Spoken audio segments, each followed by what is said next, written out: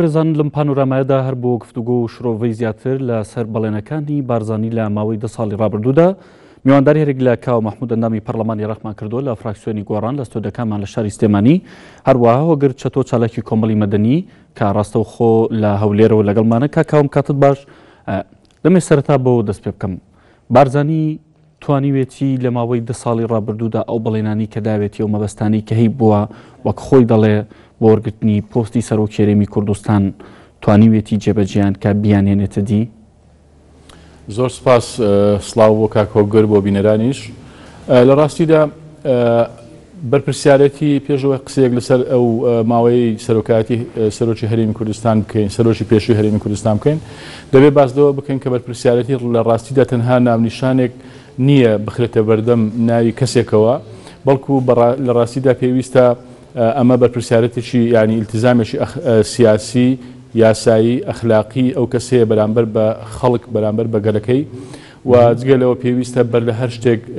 بەهاو مانای بەرپرسیارەتی بزاندرێ اینجا بتوانانی ممارەسەی ئەوە بکەیت بەو پەڕی ئیلتیزام بە بەڵێنەکانی خۆتەوە چجا ئەمە بۆ هەر بەرپرسێک تەبعاً ئەمە تەطبیق دەبێت چجا ئەوەی ئەگەر کەسێک کە سەرۆکی باڵاترین با بڵێن دەسەڵاتی تەنفیزی بێ کە سەرۆکی هەرێمی کوردستانە لە ڕاستیدا ئەگەر بگەڕێنەوە بۆ بەڵێنەکانی بەڕێز مەسعود بارزانی لە ماوەی 10 ساڵی ڕابردوودا لە 2005 لە دەورەی یەکەم دواتر لە 2009 و لە ساڵانی دواتریش کە وەکو خۆتان لە راپۆرتەکە باستان کرد لە 2011 ئەو بەڵێنانەی کە داوێتی و ئەو سێندەی خواردوێتی نەک نەیهێناوەتە دی بەڵکوم پێم وایە قوڵتریشی کردوتەوە و باس لە کۆمەڵێک تەوەر و چەمک دەکات کە کاتی خۆی بەڵێنی بە خەڵک داوە کە گوتوێتی من هەوڵ دەدەم کە ئیدارەیەک بخەمەوە ئاسەواری شەڕی ناوخۆ نەهێڵم هێزی پێشمەرگەیەک بخەم و ئەو سنوورە دەستکردانەی کە کاتی خۆی شەڕی ناوخۆ دروستی کرد و ئەوانە بسڕمەوە و دیموکراسی بەرقەرار بکەم شەفافیت بەرقەرار بکەم بایەخ بە گەنج و نەوەی تازە بدەین زۆر لەو بەڵێنە گەورانەی کە پێشتر لە کاتی لە حملەی انتخابات و لە کاتی بەرنامەدانان و دەستپێکردن با بڵێن دەورەی سەرۆکایەتی ئەوانەی باس کردووە بەڵام لە ڕاستیدەوە خۆتان دەزانن هەرێمی کوردستان ئێستا لە خراپترین دۆخیدا دەژی لە ساڵی 92ەوە ئەگەر بێت و بە سەیری بکەین و بە هەموو ڕووداوەکانی ڕابردوودا بچینەوە لە 92ەوە کە هەڵبژاردنمان کرد کە ئەو کاتە حکوومەتی ڕژێمی بەعز هەرچی دام و دەستگا بوو کێشایەوە ئێمە تازە انتخاباتمان کرد بوو لە دۆخێکی زۆر ناهەمواردا بووین بەڵام من پێم وایە ئەو کاتە هێشتا دۆخی خەڵکی هەرێمی کوردستان باشتر بوو لە ڕووی ئابووری لە ڕووی سیاسی لە هەموو ڕوێکەوە لەوەی کە ئێستا کە تێکەوتووە لەو هەموو قەیرانە سیاسی ئابووری کە ئێستا کە خۆتان دەزانن ئەم قەیرانی یاسایی ئەوەی کە پەیوەندی بە سەرۆکی هەرێمەوە هەیە ئەوەی کە پەیوەندی بە ئیفلیسبوونی دام و دەستگا و مؤسساتەکانی هەرێمی کوردستانەوە هەیە ئێستا خۆتان دەزانن نەک بەڵێنەکان جێبەجێ نەکراوە لەلایەن سەرۆکی پێشووی هەرێمی کوردستانەوە ئێستا لەسەر مانەوە و تەشەبوسکردن بە کورسی دەسەڵاتەوە بە کورسی سەرۆکی هەرێمەوە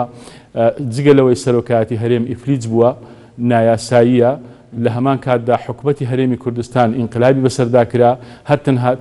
دیسانەوە لە پێناوی سەرۆکی هەرێم بە مانەوەی بە شێوەیەکی ناشەرعی پەرلەمان ئیفلیس کرا بۆ ئەوەی نەبێتە دەستگایەکی چاودێری و دەوری ڕقابی خۆی ببینێ و پەک خرانەوەوانە ئەمە لە ڕاستیدا دۆخێکی زۆر ناهەموارە جگەلەوە لەو دۆخە ئابووریە قورسەی کە ئێستا کە ڕۆژانە خەڵکی هەرێمی کوردستان بازەکەی دەدات کە خۆتان دەزانن ئێستا نزیک بە 25 میلیارد دۆلار ڕەنگە زیاتریش حکوومەتی هەرێمی کوردستان قەرزار بێ و جگەلەوەش موچەی ئێستا ئێمە لە مانجی 12 داین تا ئێستا موچەی مانجی هەشتی فەرمانبەران نەدراوە گەڕەمە وڵات بە وردی لەسەرمانە قساکەین کاگۆگر شەو باش سڵاوت لێبێ کاکاوە ماژی بۆ کرد پرسییم بارزانی لە ماوەی 10 ساڵی ڕابردوودا توانیوێتی ئەو بەڵێنانی کە داوێتی جێبەجێ بکات دەوتی لە 92 باشتر بووین لە ئێستا نەک ئەو بەڵێنانی جێبەجێ نەکردو بەڵکو هەندێک شت کاماژی پێکردو چارەسەری دەکا بە جۆرە لە جۆرەکان قوڵتری کردوەوە خراپتری کردوێتەوە لە تۆ دەپرسم ئایا ئێستا دۆخی هەرێمی کوردستان لە 92 خراپترە 92 باشتر بوو لە ئێستا؟ بەڵێ سڵاو بۆ تۆ بۆ کاکاوەش ڕێز و حرمەت بۆ بینەرانی خۆشەویست کاتێک شیکاری بۆ بارودۆخی هەرێمی کوردستان دەکەین دەبێ بەڕاستی لە سیاقی قۆناغی ئێستادا ئەوەی کە دەگوزەرێ ببینین چونکە تۆ لە 92دا کە هیچ سەرچاوەیەکت نەبووە ئەزمموی حکومڕانێتی نەبووە ئیدارەت داوە بە شێوێک لە شێوەکان بێشک پاش 24 ساڵ هەمان ئەزمە یا قوڵتر لەو ئەزمانە هەبێ دوو کەس نین ناکۆک بنەوەی کە ئێمە واتە قەیرانەکەمان گەورەترە چونکە 24 ساڵ لە حکومڕانێتی ماوەیەکی کورد نییە بۆ ئەوەی تۆ باشتر ئیدارەی بارودۆخی خۆت بدەیت و بە شێوازێکی کۆنکرێتی تر ڕوبەڕووی ئەگەر و پێشاتەکان ببیەوە بەڵامەوەی کە من بەڕاستی دەمەوێت بیڵێم و کۆک بین لەسەری کۆی کابینەکانی حکوومەتی هەرێمی کوردستان و لە دوایی 2005 کە سەرۆکاتی هەرێم دروست بووە هەمومان ئەو تێبینیەمان هەیە حکوومەتی لە ناکاوە تا ئەمڕۆ ئەم حکوومەتە کار لەگەڵ ئەو ڕووداوانە دەکا کە ڕوو دەدەن و هەوڵی چارەسەریان دەدا لافا و هەڵدەستێ ئەو خەمی لافاوی دەکەویت داعش دێت خەمی شەڕی داعشی هەیە ینی پلانی نییە پێشبینی ناکا بۆ شتەکان بێشک نیەتی مەسەلەن ئێستا نمونە بێنینەوە ئابووری سەربەخۆ زۆر بانگێشتی بۆ کرا ینی تۆ هەرێم وڵات بی چۆن پێشبینی ناکەی سعری نەفت لێرە بۆ 5 ساڵی تر چۆن دەبێت تۆ ئەگەرانت لە بەردەم نەبێت تۆ چۆن پێشبینی ناکەی سراع لە سووریا هەیە لە تورکیا هەیە لە ئێران هەیە لە یەمەن هەیە عێراق خۆی وڵاتێکی لێڵە لە سەرکەوتنە تۆ پێشبینی نەکەی تەخمین دابنەی پێت وابێ وا دەڕوە دوایی هیچی تەخمینەکان دەرنەچێ پێشبینی نەکەی ئاوارە ئێمە لە ڕێکخراوەکانی مەدەنی پێشبینیمان دەکرد ژمارەیەکی گەورەی ئاوارە و پەنابەڕوو لە هەرێمی کوردستان تۆ پێشبینی نەکەی حکوومەتداری چۆنە کەوا بێ بەدڵنیایی ئێمە حکومداری لە ناکاوە بکەین ئەمە پەیوەندی بەس بە سەراحەت پێت بڵێم پەیوەندی هەر بە سەرۆکی هەرێم نییە پەیوەندی بە هەموو دامەزراوەکان هەیە باش کەواتە سەرۆکی هەرێمی کوردستان کە 3 ساڵ لەمەوبەر هەندێک بەڵێن دەدات باشە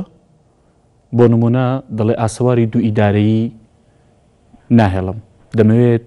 هێزی هەرێمی کوردستان بکەم بەیەک لەشکر یەک دەستگای ئاسایشمان هەبێت توانی ئەمانە جێبەجێ بکات ئەم بەڵێنانە بێنێتە دی نەکرد ناتوانی هەندێک جار پێشبینی ناواقعیشمان هەیە تەنانەتەوە لە عێراقی زبین لە هەرێمی کوردستان مەسەلەن ئێمە هەمومان گوێمان لێ دەبی سەرۆکی حکوومەت دەردەچێت دەڵێ لە 2002 کێشەی کارەبا نامێنێ ئێستا من و تۆ کێشەی کارەبا وەکو ئەوەیە کاتژمێر وەستا بێ نەڕوا ینی نەگەینە 2010 یخوا ئاخرە پێیەگەین بە چ موعتەیاتێک تۆ چ مؤشرێکت لەبەردەستە کە دەتوانیت چارەسەری ئەو قەیرە چ مؤشرێک لەبەردەستدایە جەناب تو کاکاو هەموو بینەرانیش دەزانن ئەوەی لە ساڵێک شەڕدا بمانەوێت چاچکەین 20 ساڵمان پێویست بووی ساڕێژی هەموو ئەو پێشێلکاری و نەهامەتێ بکەین ئەم دوو ئیدارەیە ماوەیەکی زۆرترمان دێ ئەم بەڵێنانە بەڕاستی بەشێکی مزایدەی سیاسیە بەشێکی پرۆپاگەندەی هەڵبژاردنە بەشێکی بێبەرنامەییە یعنی بەڵێنەدەن وەکو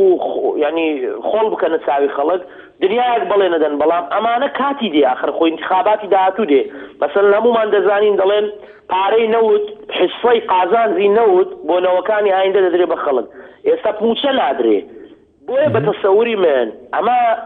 ئەمە بەڕاستی مۆدێلی حیزبی کوردستانیە کە بەداخەوە دەڵێم نازال تەنشیعی سیاسی لە وڵاتەکەی ئێمە وەکو ئەوە نییە کە پێشبینی و چاوەڕوانی لێ دەکرێت مراکزی دیراسات و بحوث و ئەمە بەڕاستی هەر ئەو دیوەخانخانانەیە کە لە ڕابردوو هاتووە کۆمەڵی خەڵک بەیەکەوە لەناو حزبێکی سیاسی ئیدارەی ئەم وڵاتە بەم مۆدێلە کۆنە دەدەن دانیشن بەپێی مەزاج و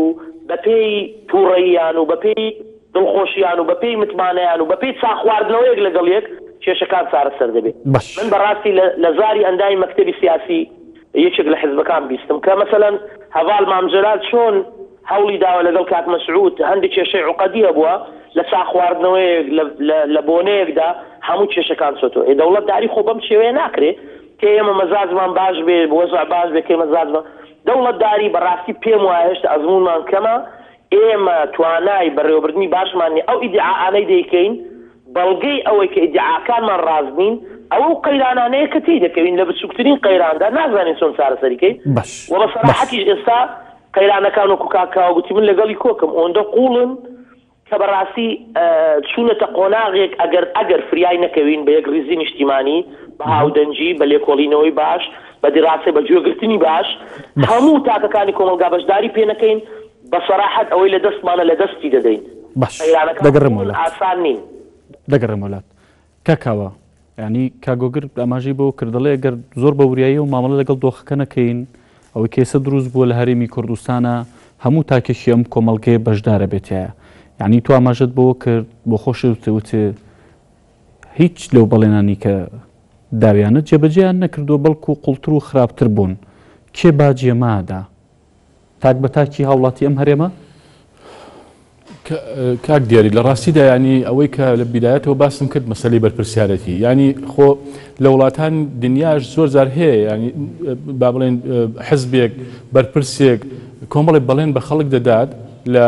لە بەرامبەر دەنگەرەکانی دواتر کە دەچێتە سەڵاتەوە ڕەنگە نەتوانێت لە 100% با بڵێن نەتوانێت لە 180 جێبەجێ بکە بەڵام دوایی دێک اعتراف بە غەڵەتەکە دەکات دێت داوای لێبوردن لە خەڵک دەکات دەست لە کار دەچێشێتەوە شەهامەتی سیاسی هەیە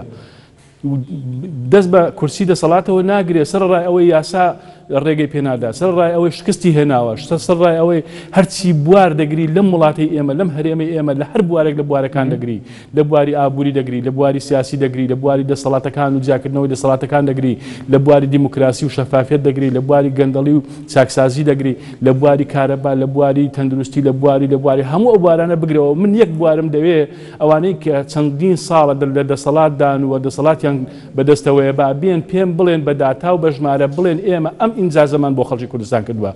جگە لە شکست هیچ شتێشتر نەکراوە یعنی من هیوادار یعنی لە ڕاستیدا گرفتی گەورەی ئێمە تەنها ئەوە نییە کە بەڵێنەکان جێبەجێ نەکراون گرفتی گەورە ئەوە هەیە کە پێیان وایە سەرکەوتوو بوون ئینجازی زۆر گەورەیان کردووە وەدام بە هەڵەکانی شاندانانێ من حەزەکەم نمونە لەسەر مەسەلەی هێزی پێشمەرگە بهێنینەوە خۆتان دەزانن مەسەلەی بوونی پێشمەرگە کە بەڕاستیش ئەوانەی کە ئیدعای دەوڵەت دروستکردن دەکەن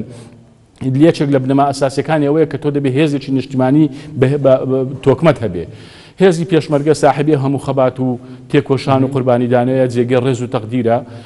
و ئەو شەڕێکی ئێستا کە دێکە لەگەڵ داعش بەڵام لە ڕاستیدا نەکرا ئەو یەکێک لەو بەڵێنانە ئەوە بوو کە یەک بخرێتەوە نەکرا بۆ نمونە ینی ئەوەی کە با بڵێن سەرۆکی پێشووی هەرێمی کوردستان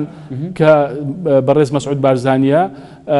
یەکێک لە بەڵێنەکانی ئەوە بوو کە خۆتان دەزانن ئەو کاری لەسەرەوە نەکردووە یەکی بخاتەوە بەس بەڵکو کاری لەسەرەوە کردووە پێشمەرگە لە بزوتنەوەی کۆڕان نییە دێمەسەرەوە ببوورە کاری لەسەرەوە نەکردووە یەکی بخاتەوە بەڵکو کاری لەسەرەوە کردووە کە هەمووی بە کۆنتترۆل بکە بۆ حزبەکەی خۆی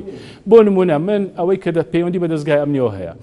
هێزی ئەنجومەنی ئاسایش کە دروست کراوە یاسای بۆ داڕێژرا ئەنجومەنی ئاسایش لە پێناوی دەسەڵاتی کوڕی سەرۆکی هەرێمی سەرۆکی پێشووی هەرێم بەڕێز مەسعود بارزانی دروست کرا و مؤسسەیەک دروست کرا بۆ ئەوەی نەچێتە ناو ئەنجومەنی وەزیرانەوە سەر بە سەرۆکایەتی هەرێمیش بێ اینجا سەرڕای ئەوە من بڕۆن لە وەزارەتی دارایی بپرسن ئەو پارەی کە دەدرێت بە ئەنجومەنی ئاسایشی هەرێم وەزارەتی دارایی لە چەند ساڵی ڕابردووداوە بە ئێستاشەوە زانیوێتی ناوەکانی ئەو دەستگایە چەندن و ئەو سەرفیاتانەوە ئەو بابانەی ئەو سەرفی دەکە ئەو دەستگایە و ئەنجومەنی ئاسایشە چەندە و چییە قسەکانی ماوەیەک پێشستای بە شێخ لاهور زەنجیتان بیست کە خۆی جێگری ئەنجومەنی ئاسایشە کە چۆن باز لەوە دەکا کە ئەسڵەن ئەوە بە حزبی کراوە ئەم دەستگایە هێزی پێشمەرگە هێزی هێزی هەفتا ئەوەی کە با بڵێن وەزیری پێشمەرگە لە ماوەی ساڵ و شتێک لە ڕابردوو کە با بڵێن لەو ماوەی ڕابردوو پێشەوەی ئینقلابەکە بەسەر حکومەتدا بکرێت کە لەلایەن وەزیرێکی گۆڕانەوە بووە بڕۆن سەیری بکەن هێزی هەفتا بەڵێ ناو داتا و ژمارەکانیان داوەتە وەزارەتی پێشمەرگە بەڵام تا ئێستا هێزی هەشتا کە هیچ سەر بە پارتی دیموکراتی کوردستانە یەک زانیاری و داتا و ناوێکیان نەداوەتە هەمووی پەیوەندی بە سەرۆکی هەرێمەوە هەیە لەبەرەوەی سەرۆکی هەرێم هەموو دەسەڵاتە ئاساسیەکانی چەندین ساڵە کۆنتترۆل کردووە فەرماندەی گشتی هێزە چەکدارەکان کە خۆشتان دەزانن لە چوارچێی مفاوەزاتەکانیش ئامادە نەبوون وازی لێبێن و دەستبەرداری بوون هەر لە پێناوی ئەمەیە و جگەلەوە لە مەسلەی علاقاتی دەرەوە پەیوەندی خارجی پەیوەندە دەرەچەکان و لە مەسلەی قەزا و ئەوانەی کە پەیوەندی بەو جونگە گرنگانەوە هەیە کە دەسەڵات پێویستێتی بۆمانەوەی خۆیان ئەمەیان هەمویان کۆنتترۆل کردووە ئامادە نەبوون بەڕاستی دەستبەرداری بنیان بیخەنە بوارە بیخەنە بەردەم پرۆسی ئەم دەسەڵاتانە سەرۆک هەرێمی کوردستان وەکو سەرۆک هەرێمی کوردستان مامەڵی لەگەڵا کردووە نەخێر وەکو سەرۆکی پارتی دیموکراتی کوردستان مامەڵەی لەگەڵدا کردووە فەرموون تەمەشاکەن لە هەر یعنی بوارێک لەو بوارانە دەگری بڕۆن لە وەکو باسم کرد کە بۆتە چەترێک بۆ ئەوەی پارێزگاری و لە دەسەڵاتی حزبەکەی خۆی بکە و زیاتر حزبەکەی خۆی وا بکە کۆنتترۆلی ئەم جنگانە بکە و ئەساسەن یەکگرتنەوەی حکوومەتی هەرێمی کوردستانیش کاتی خۆی لە ڕاستیدا ئەو نەفەسەوە ئەو نەهجەی پارتی دیموکراتی کوردستان تەعامل لەگەڵ کرد یەکگرتنەوەی حکوومەتی هەرێم نەبوو و سەرۆکی پێشووی هەرێمی کوردستانیش کاری لەسەوە نەکرد یەکگرتنەوە بێ بەڵکو قودانی ئیدارەی سلێمانی بوو و بکات کە ئەوەی کە لەلایەن ئیدارەی سلێمانی پێشووشەوە دەسەڵاتێک هەبوو بێ لە ڕووی سەربازی لە ڕووی دارایی لە هەموو ڕوەکان لە ڕووی سیاسیەوە ئەمەش قوت بدە و هەوڵ بدە بەرەبەرە هەرچی ئەو سەرچاوانەی کە دەسەڵاتێک دەدەن بە ناوچەی سەوز کە با بڵێن ناوزەرکراوە ئەوانەش لەو ناوچەیە بسەنێتەوە هەمووی لە دەستی خۆی کۆبکاتەوە بۆ ئەوەی بتوانانی بە تەواوی تەحکم بە هەرێمی کوردستان بکە لە جیاتی ئەوەی کەفاعەتی خۆی و حزبەکەی و توانەکانی حزبەکەی بخاتە خزمەتی هەرێمی کوردستان و بنیادنانی دامەزراوەکانی دەوڵەتی بەڵکو هەوڵی داوە هەرچی دامەزراوەی دەوڵەتی هەیەبی خاتە خزمەتی تەوەجوهی حزبی خۆی و طموحی حزبی خۆی و خۆشتان دەزان ئەم ڕووداوانەی بەم دوایە ڕوویدا هەمووی باشترین بەڵگە و دلیلن کە چۆن ئەوەی کە تەحکم بە وڵاتە دەکا هیچ دامەزراوەیەک نییە هیچ ڕێزێک بۆ دەنجی خەڵکدانارێت تەنها سیاسەتی حزبێکە و لەناو حزبەکە گروپێکە کە دەسەڵاتیان لەناو حزبەدا هەیە کاگۆگر وەک جۆمان لێ بۆ کاکاوە مەژە بۆ دەکات دەڵێ لە ڕابردوودا بارزانی نەیتوانی وەکو سەرۆک هەرێمی کوردستان مارەسەی دەسەڵاتەکانی خۆی بکە هەموو ئەوەی کردوێتی وەکو سەرۆکی پارتێکی دیاریکراوە و حزبێکی سیاسی کردوێتی و لە پێناوی حزبەکەی خۆیدا بووە ئەمە وایە؟ ینی زارەی تکاگەر شیکارێکی مەوزوعی بۆ بابەتەکە بکەین بە دڵنیایی لە کوردستان ڕۆڵی تاک زۆر مەزنترە لە ڕۆلی موسسەکە و موسسە وەکو هەموو با بڵێن شێوازێکی حکومڕانی باش بەڕێ ینی دەور نابین ینی کاری بە گروپ و موسسی نییە حتا تر ئەگەر ینی با بڵێن ئەگەر لە واز لە بارزانی بێنین بچینە بەغدا کاتی جەنابی مامزەلال لەوێ بوو زۆر جیاوازە لەگەڵ ئێستا کە دکتۆر فواد لەوێ بەوەی کە مامزەلال لەناو حزبەکەی خۆشی و قسەی بەسەر پارتیش لە هەندێک بوار دەچیت هەموو کەسێک نەیدەتوانی پێی بڵێ ئەمە دەبێ و ئەمە نابێ بە پێی پێگەی تاچی خۆی لە حیزبەکەی ولۆ بەڵێ بارزانیش وایە پێگەی لە پارتی کە پارتی حزبی ڕقەمێکی کوردستانە باش ینی تاڵەبانیش بۆ نمونە وەکو ئەو کات کە سەرۆک کۆمار عێراق بووە ینی وەکو سەرۆک کۆمار مامەڵی نەکردووە دەزانین پێگەی سەرۆک کۆمار چوارچێوەی یاسایەکەی تەنانەت مالکیش تەنانەت ئەوانی تریش ڕئیسی وزەرا ئێستا کاک نەچیروانە کە کەسی دومی پارتیە هێزەکەی ئەوەندەی لە خودی تاک و پێگەکەی تریتی نەک پێگە موسسەیەکە چونکە ئێمە غیابی موسسی هەیە دەبێ اعتراف بۆ بکەین ئینجا لەوەش گرنگتر بە ینی هیوادارم کاکاوەژ ینی ئەگەر بین شیکارێکی مەوزوعی بۆ بابەتە بکەین لە هەرێمی کوردستان مەسئلەی بە دامەزراوەی کردنی موسسات و تێکەڵکردنەوە و ئیدارە و ئەوانە بەڕاستی بۆ تەنها ڕێکلام بۆ دەنگدەر و بۆ هاوڵاتیان لە تەطبیقدا ئێستا ینی حتا بزوتنەوەی گۆڕان کە کاکاوە لێمان وەرگرە ڕەخنەکە ئێمە ڕەخنە بەگشتی دەگرین بزوتنەوەی گۆڕان ئێستا لەگەڵ یەکێتی قایم و ناحیە دابەشی ناکە هاتۆ دابەشی دەکات جەستەی ئەم حکومڕانێتیە دابەشەکە لەسەر ئەساسی حیزبی پێمان وابێ پارتی بە ئاسایش بەجێ دێڵێ و پێشمەرگە بەجێ دێڵی و حکومەت تەسلیمی دەستی خەڵکی تر دەکات بەم مۆدێلی حکومڕانێتی نایکە ئەوەیە با بڵێن خۆلادانە لە ڕاستیە کە هەموو هاوڵاتێکی کوردستان ئەمڕۆ دەیبینی لە هەرێمی کوردستان ئەبێ بەڕاستی متمانە بە یەکتر هەبێ ئیرادەیەکی کۆنکرێتی هەمەلایەنە نخبەی سیاسی وڵاتە بە ڕوغمی اختلافی و جیاوازی و پێگەیان ڕێککەون وڵاتێکی باشتر بینا بکەن بۆ هاوڵاتیان هەرێمی کوردستان بۆ ئەم هەرێمە ئەگەر ئەوە نەکەین هەڵە دووبارە دەکەینەوە مەسەلەن کاکاوە ئێستا باسی دەستگای ئاسایشی کرد ئەی لە ساڵ و نیوی پەرلەمانی کوردستان من خۆم یەکێک بوومە چەند جار لەگەڵ پەرلەمانتارەکانیان قسەم لەسەرەوە کردو ئەم یاسایە زانیاری و پاراستنی تەنظیم کردیە بە قانون کە دەیان پشیخوڕیان هەیە لەناو حیزبەکان خۆیان پێم ناڵێ بۆچی ئەم یەکەم جار دەچێت قانونی بودجەی ئەحزاب چارەسەر دەکات دووەم جار دەچێت کۆمسیۆنێک دادەمەزرێنی پڕ لە کەم و کوڕی بە محافظەی حیزبی کە ئازاندە بوو لە پارتی وێچێتی کەوابی حقیقەت حیزبایەتی کردن بەڕێوەبردن مؤسساتی کردن گرفتی تێدا ئینجایەخەی بەڵێ من لەگەڵتم بارزانی پشتی گەورەی بەردەکەوێت چونکە مەسئولیاتی لە هەمومان گەورەتر بووە و ئەمە دێتە خوارد سەرۆکی پەرلەمانیش پشتی بە بەردەکەوێت سەرۆکی حکوومەت پشتی بە بەرد جێگرەکە ئێستاش هەموو خەڵک دەزانێت سەرۆکی هەرێم هیچ ڕۆژێکی لە کفری و کەلار و هەڵەبجەوانە نییە ئەوە سەرۆکی حکوومەتی هەرێم مدیری دایرەیەکی پێ لە سلێمانی ناگۆڕدرێ بەواتای ئێمە حقیقەتێک دەبێت نەیشارینەوە بیڵێن لازال ئەم ئەزمموی هەرێمی کوردستان لە سای سەری ئەم حیزبە سیاسیانەی کە ئیدارە ئەوجا بە پشتی جیاواز نەگەیشتۆتە ئاستی کامل بوون ئەو گلەیانەی کاکاوە کردی هەمووی لە جێی خۆیتی بەڵام بەرپرسیارەتیمان بەردەکەوێت بەوەی کە چۆن ئەمە بە شێوەیەکی ئاشتی خوازانە بەبێ گرفتی گەورە بە متمانە یعنی ئێمە ناین کە ئەو تێبینیانە لەسەر پارتی دیموکراتی کوردستان یا ئیدارە و حکوومەت و سەرۆکاتێرم بۆ ئەومان نێ دادگایی هیچ دەستگایەک بکەیت بەقەدەر ئەوەی دەڵێیت ئەگەر حکومڕانێتی باشت دەوێت بە حقیقەت دەبێت اعتراف بکەیت بە جورئەت بڵێ ئەوە هەموو کەم و کوڕی ئەمە ئیدارە نییە ئەمە دیوەخانخانەیە دەبێت چارەسەریکەین ئەگەر چارەسەری نەکەین من و تۆ لەو بەردامەیە بۆ 10 ساڵی کار دەیبین چارەسەریکەین 5 ساڵی تر هەر دەیبین چارەسەریکەین لەبەر ئەوەی ئەمڕۆ چارەسەریکەین بارودۆخێکی باشتر دێنینە بەرهەم و بارودۆخێکی باشتر و شایستەتر بۆ هاوڵاتیەکانمان لەم قۆناغەش کە دەرفەتێک هاتۆتە پێش دەتوانین یەکڕێزی باشتر حکومڕانێتیی باشتر و بتوانین مافەکانی خۆمان زێدەتر بچەسبێنین کاکاوە دەگەر کاگ هۆگر دەگەڕێم وڵات کاکاوە جۆت لە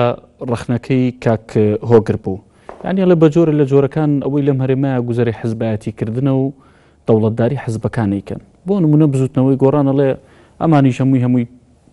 قوتابیە قوتابخانن و بە هەمان جۆر مامەڵیان کردووە تر بۆ گلەیەکە بە تەنها ئێوە لە پارتی دیموکراتی کوردستانیا بە تەنها لە خودی بارزانیەکەن ئەوە نێ دەڵێ ئێوە ژوا دەکەن کاکداری لە ڕاستیدا من سوپاس و ڕێزم هەیە بۆ ڕێیەکەی کاک هۆگر و ڕەخنەکەی یعنی لە ڕاستیدا ئێمە دەبێت بە ئینسافەوە سەیری دۆخی هەرێمی کوردستان بکەین و بە ئینسافەوە حکم لەسەرەوە بدەین کە بەرپرسیارەتەکان چۆنە و چێ بەرپرسیاری یەکەمە و ئەوەی کە خۆتان دەزانن هەرێمی کوردستان دەسەڵاتە تەنفیزیەکان ئێستا ئەگەر بێت و سەیری بکەین 4 سەرۆکایەتی هەیە 3 سەرۆکایەتی لە دەسەڵاتی تەنفیزیان بەدەستەوەیە جومگەی تەنفیزین سەرۆکی هەرێم سەرۆکی حکوومەت سەرۆکی ئەنجومەنی ئاسایش کە خۆتان وەکو باسم کرد نەچۆتە چوارچەوەی حکوومەتەوە لە ناو ئەنجومەنی وەزیران کۆبوونەوە ناکات ئامادەی کۆبوونەوە نابێ هەرسێکیان لە دەست پارتی دیموکراتی کوردستانە و لە ناو پارتی دیموکراتی کوردستانش لە دەست بنەماڵەی بارزانیە و جگە لە طبعا وەزارەتەکانی تر وەزارەتی سامانە سروشتەکان ناوخۆ پەیوەندی دەرەچەکان هەموو ئەوانەی کە خۆتان دەزانن بە هیچ شێوەیەک پارتی ئامادە نەبووە دەستبەرداری ئەو پۆستانە بێ ئەوەی تر یەک سەرۆکایەتی کە بەدەست پارتی دیموکراتی کوردستانەوە نەبوو و تەنها لەم دەورەیەدا پەرلەمانی کوردستان بە سەرۆکایەتی بەڕێز دکتۆر یوسف محەممەد صادق وەکو گەنجێک وەکو ساحب ئیرادەیەک وەکو کەسێک کە ڕێز لە یاسا بگرێ و ڕێز لە دەنگدەرەکان و لە خەڵکی کوردستان بگرێ هەوڵیدا کە ئەم موسسەیە بکاتە موسسەیەکی کارە و دەوری ڕقابی خۆی ببینێ دەوری یاسایی خۆی ببینێ و بتوانێت بەڕاستی ببێتە سەرچاوەی دەسەڵاتەکان وەکو دەگوترێ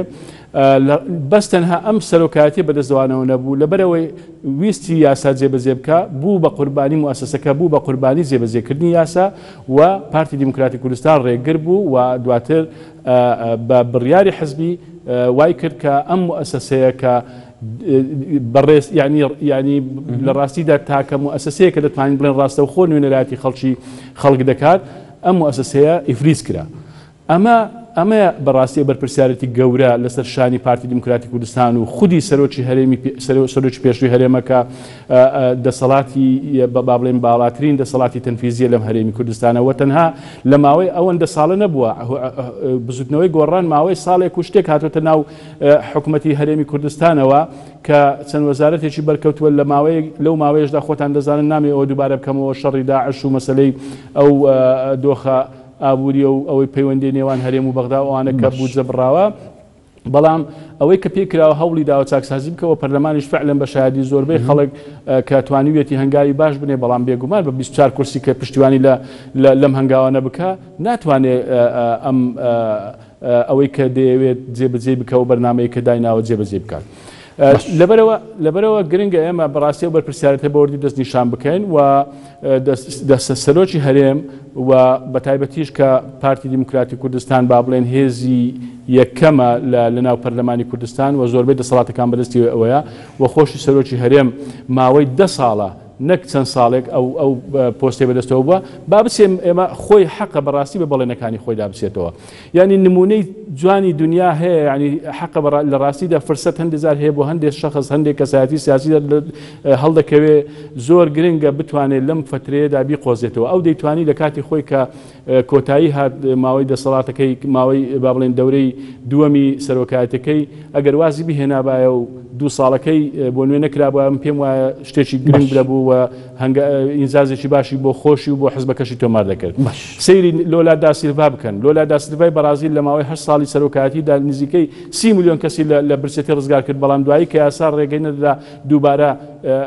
خۆی کاندید کاتەوە خۆی کاندید نەکرد سەیری کەن شارل دیگۆلی فەڕەنسی لە ماوەی چس وەکو سەرۆک وەزیران و پاشەوەی پاریس ڕزگار کرا لە دەستی نازیەت و دوای ئەوەش کە سەرۆکی فەڕەنسا بوو کە تەنها لەبەر ئەوەی بەرنامەکەی خۆی نەیتوانی ڕای هەموو حزبەکانی فەڕەنسا بەدەست بێنێ استقالەی کرد یعنی خۆ فەڕەنسا نەڕووخا خۆ بەرازیل نەڕووخاوە بۆ ئێمە ئەم نمونانە لە بەرچاو نەگرین بۆ ئێمە دەبێت تەنها کۆپی نمونونەکانی حوسنی مبارەکی مصری حوسنی مبارەک و لیبیای قەزافی و سووریای بەشار الئەسەد و ئەوانە بین یعنی بۆ یعنی ئیلا دەبێت ئەم نمونە ناشرانە دووبارە بکەینەوە یعنی ئەم وڵاتە ئەگەر بێت و بەڕێز مەسعود بارزانی سەرۆکی هەرێم نەبێ کاول دەبێ وێران دەبێ گورگ دەمانخوا یعنی کەس نییە لە وڵاتە بتوانێت ئەم پۆستە وەربگرێ و سەرپەرشتی بکەم پێم وایە هەر کەسێشتر بێت لەو باشتر دەیکا هەر کەسێشتر بێت زیاتر لەو بەڵێنانی کە ئەو داوێتی بە خەڵک دەتوانێت زیاتر جێبەجێ بکە بەڵام بە خۆتان دەزانن مەسەلەکە ئەوەی کە لێرە هەیە گرفتی ئەساسی ئێمە ئەوەیە کە مەسەلەی پۆستخوازیە کە ئەوەی کە ئەم وڵاتە هەمووی بەهی خۆیان نەزانن و هەر شتێک دەدەن بە خەڵک پیان وایە چاکە و پیاوەتیان لەگەڵ خەڵک کردووە و ئەوەی تر کە پیان وایە لە باب و باپیرانیانەوە بۆیان ماوەتەوە و ئەوەی ئەوان کردویانە بەسەر خەڵکەوە دەکەن بۆ ئەوەی دەبێت خەڵک خزمەتکاری ئەوان بێنەکە ئەوان خزمەتی خەڵک بکەن باش کاگۆگر چی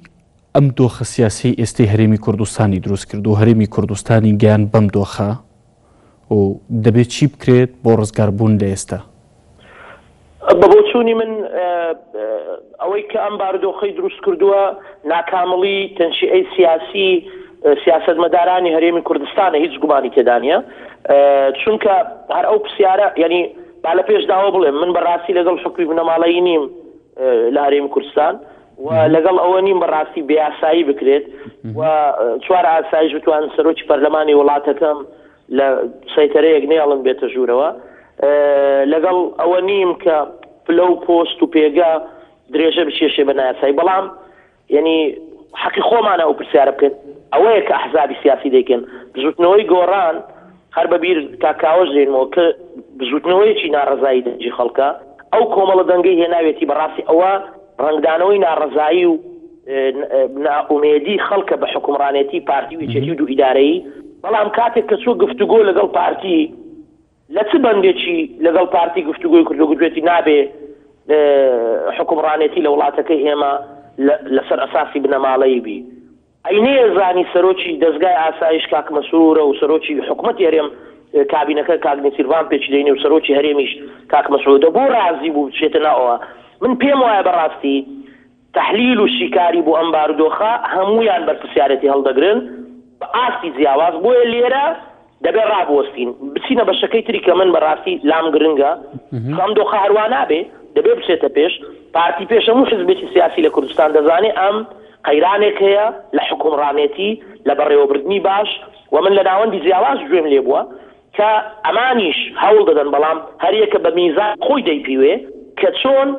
وا بکات چاکسازیش بکە بەڵام لە بەرژەوەندی خۆی بکەوێتەوە هێزی پێشمەرگەش یەک بخا بەڵام لە بەرژەوەندی خۆی بکەوێتەوە حکوومەتیش یەک بخا بەڵام لە بەرژەوەندی خۆی بکەوێتەوە ئەوە گەلە ڕاستە بەڵام بینە سەر ئەوەی لە بەرژەوەندی میلەت دەکەوێتەوە کامەیە بە دڵنیایی بە سێ قۆناغ دیاری دەکرێت قۆناغی یەکەم ئەوەیە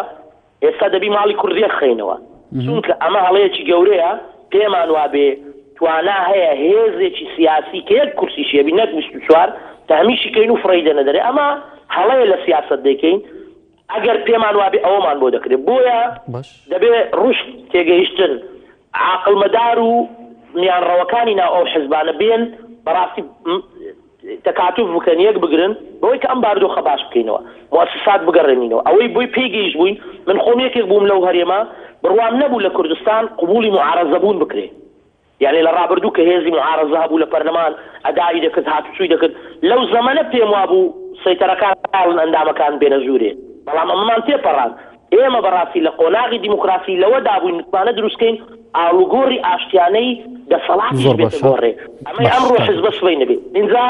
بۆیە بە تەسەوری من قۆناغی یەکەم ماڵ ڕێخستنەوە قۆناغی دووەم توحيد إرادة من البملاني باهر هبي حزباتي باهر هبي رخنهر هبي أمر ريناقري بلام هندي بواري مجتمعاني هي وكو يقولتان آسايشة يشمرقية مثلا لبغداد أمانة دبي براستي باكيجك بي بو مزايدة سياسي نبي همومان بيك وريك بكوين لسري بلين